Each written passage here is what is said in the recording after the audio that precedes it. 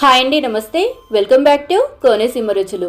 ఈరోజు వీడియోలో simple and డెలిషియస్గా బ్రెడ్తో gulab jamun ఎలా తయారు చేసుకోవాలో చూద్దామండి.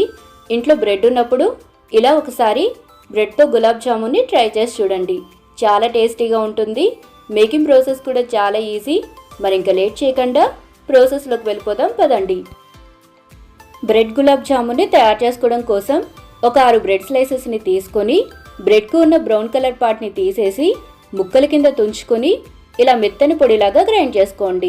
ఇలా గ్రైండ్ చేసుకున్న ఈ బ్రెడ్ పొడిని ఇప్పుడు ఒక మిక్సింగ్ బౌల్లోకి తీసుకొని కొద్దిగా కాచి చల్లార్చిన పాలను పోసుకుంటూ ఇలా సాఫ్ట్గా పిండిని కలుపుకోండి. ఇప్పుడు కొద్దిగా పిండిని తీసుకొని వీడియోలో చూపిస్తున్నట్లు ఎక్కడ క్రాక్స్ రాకుండా ఇలా మీడియం సైజ్ బాల్స్ కింద చుట్టుకోవాలి. ఇలా బాల్స్ అన్ని ప్రిపేర్ చేసుకొని పక్కన పెట్టుకోండి. ఇప్పుడు డీప్ ఫ్రై కోసం ఆయిల్ పెట్టుకొని వేడి చేసుకోవాలి. ఆయిల్ మరీ హీట్ అవ్వకూడదండి.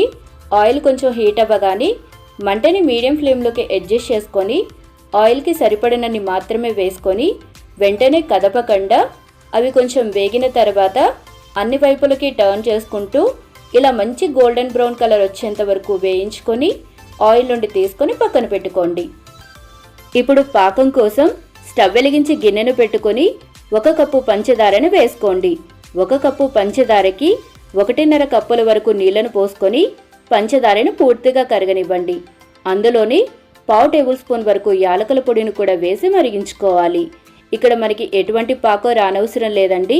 పంచదార పూర్తిగా కరిగి ఇలా చేతికి లైట్గా స్టిక్కీగా అంటుకుంటే సరిపోతుంది. ఇప్పుడు స్టవ్ ఆఫ్ చేసేసి బ్రెడ్ జామున్స్ని వేడివేడి పాకల్లోకి వేసుకొని ఒక అరగంట సేపు అయినా వదిలేసేయండి. బ్రెడ్ జామున్స్ పాకల్లో బాగా నానిన తర్వాత సర్వ్ చేసుకోండి. చాలా బాగుంటాయండి. మరి మీరు కూడా ఈ బ్రెడ్ గులాబ్ జామున్స్ని ట్రై చేసి మీ విలువైన ఫీడ్బ్యాక్ని నాతో షేర్ చేసుకోండి. వీడియో కనుక మీకు నచ్చితే తప్పకుండా లైక్ చేసి మీ ఫ్యామిలీ అండ్ ఫ్రెండ్స్కి షేర్ చేయండి. ఇలాంటి మరిన్ని ఈజీ అండ్ టేస్టీ రెసిపీస్ కోసం మన కోనసీమ రుచుల్ని సబ్స్క్రైబ్ చేసుకోండి.